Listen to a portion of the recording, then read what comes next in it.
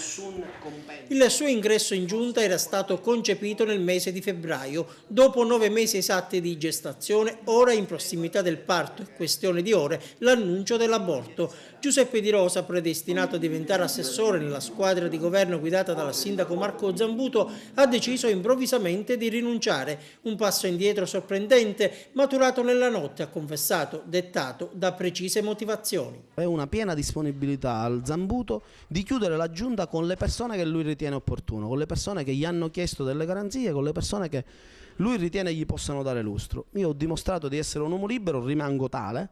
Non metto veti su nessuno, non ho messo veti su nessuno, non ritengo qualcuno li possa mettere su di me o sul mio operato. Qualcuno si è arrogato il diritto in una riunione di dire che io ho fatto bene l'assessore da esterno, che dovevo continuare a fare questo. Un sindaco che si voglia dimostrare tale o che tenga alla mia presenza in giunta si doveva alzare e dire all'individuo accomodati.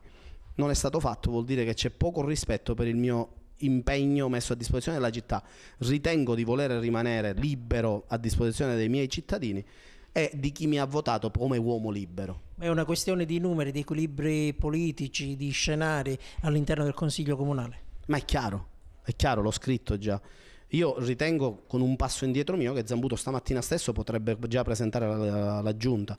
Faccia, io non ho mai... attenzione, dichiaro due cose fondamentali. Una, che ci tengo a dire, non avrei percepito l'indennità da assessore, perciò qualcuno si tolga dalla mente che io potevo farlo per interesse personale o interesse economico.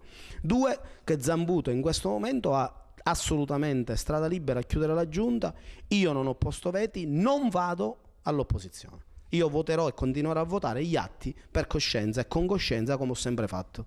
Ecco, lei è un uomo del Partito Democratico, ha votato al recente congresso, ecco, la componente del PD potrebbe indicare il suo nome? Ma guarda, se dovessero farlo ne sarei ben felice, ma già so che è stato fatto il nome di Masone, che è stato imposto il nome della Galvano, altro non sta a me dirlo perché la tua domanda è questa. Io sono e rimango un uomo del PD, Aria Crocetta.